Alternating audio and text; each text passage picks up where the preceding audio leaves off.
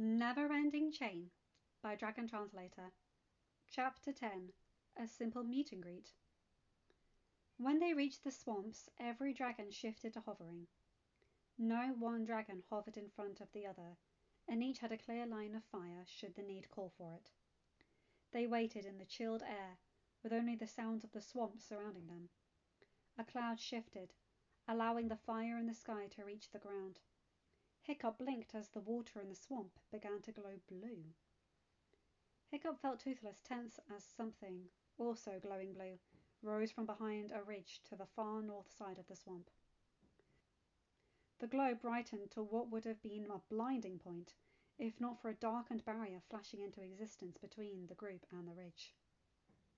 The glow faded, and a blue-hued flightmare screeched as it hovered over the top of the ridge. Toothless answered the dragon with a series of bays and warbles. The flightmare tilted its head and then screeched again. It flew forward, mouth opening. The darkened barrier turned iridescent. Mist spit from the flightmare's mouth. The barrier pulsed, but held. The flightmare squawked and quickly shifted to hovering before it smashed into the barrier. All the dragons growled.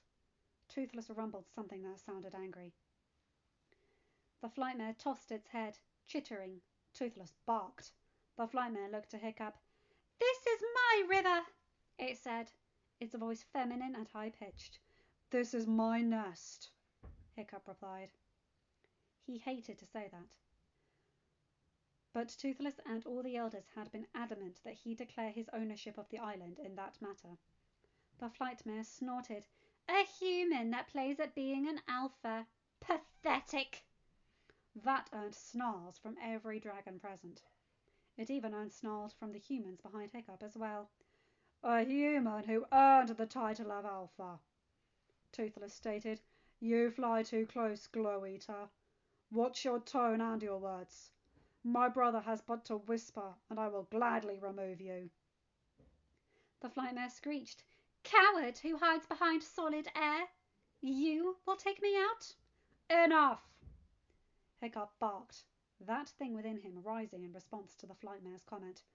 "This island is now a nest," he continued when the flightmare looked at him. "I am its alpha. Respect that, or leave.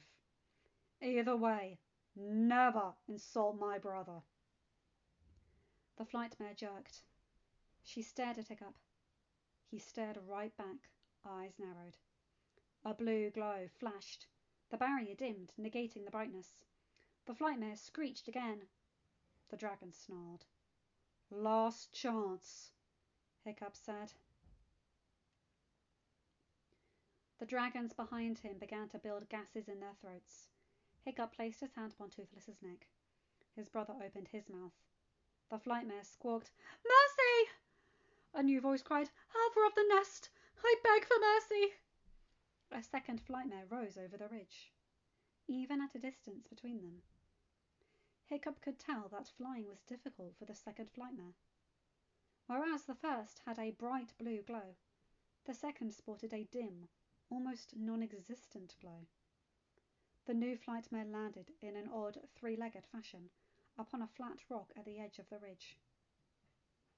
The first flightmare screeched. The second shitted back firmly.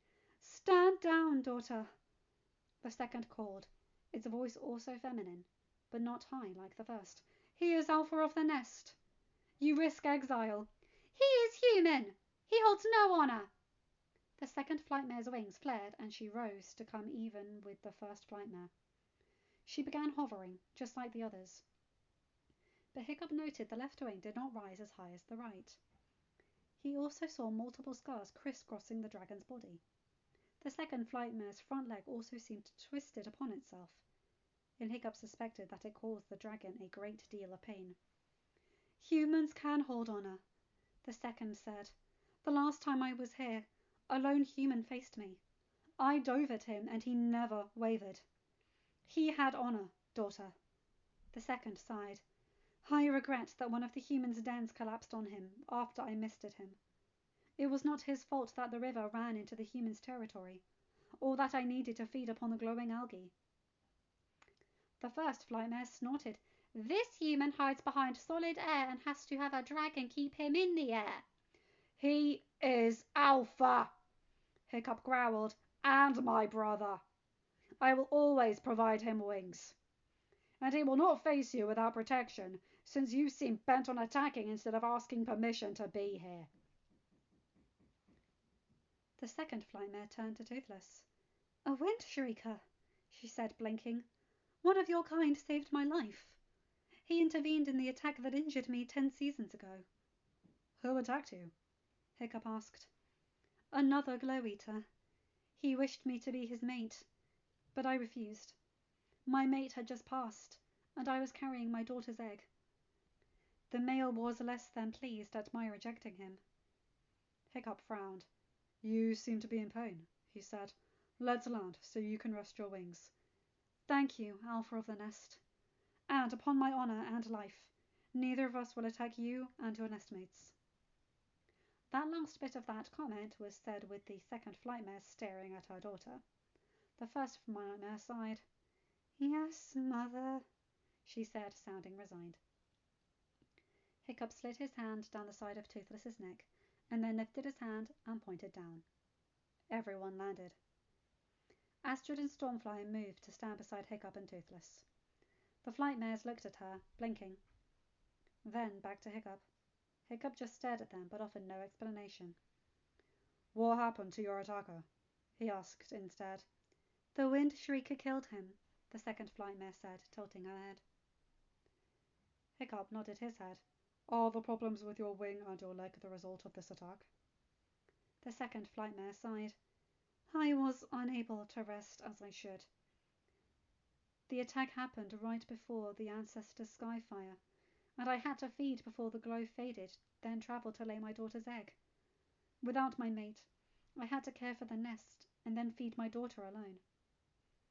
I see. Hiccup tilted his head. Why is the glowing algae so important? It keeps us alive, the first nightmare said, as if the answer was so obvious that Hiccup had to be stupid not to know. Hiccup's eyes narrowed.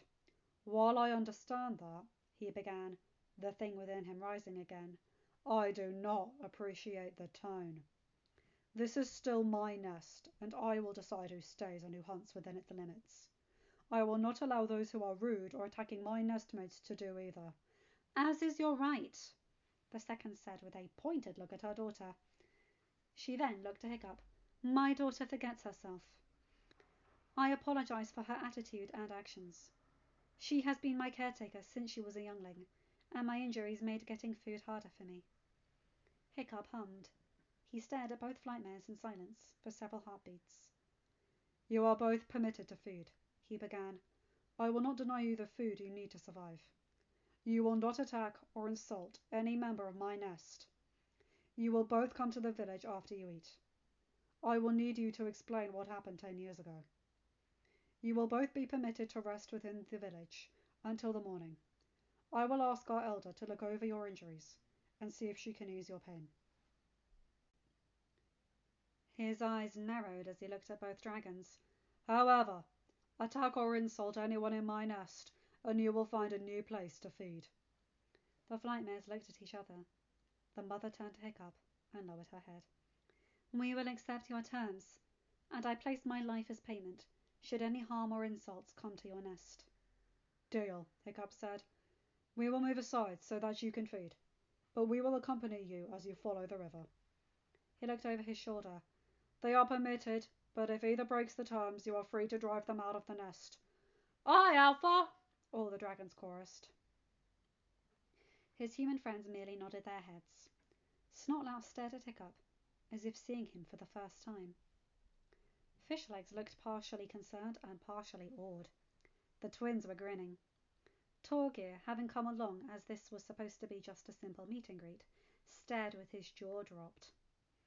Astrid and Gyda's faces were neutral. Hiccup was unsure what either of them was thinking. He shoved aside his worry over their, especially Astrid's opinion of his actions thus far.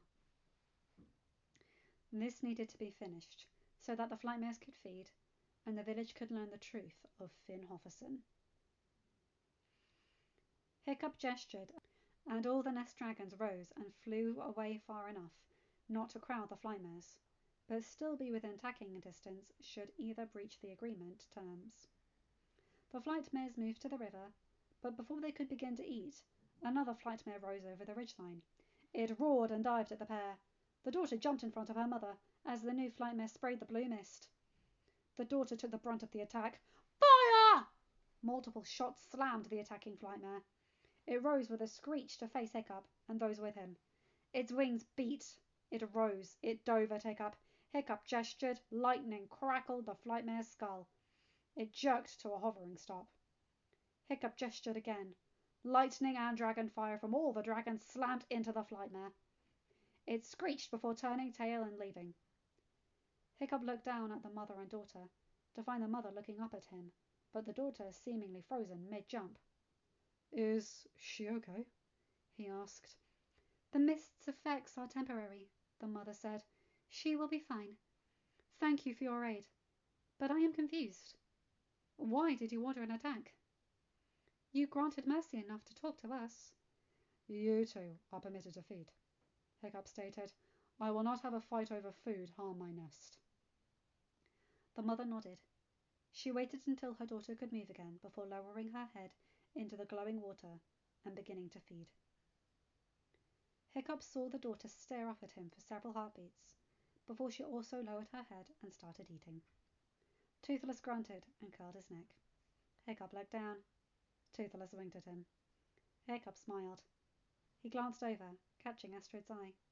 She tipped her head and smiled at him. Hiccup took a deep breath.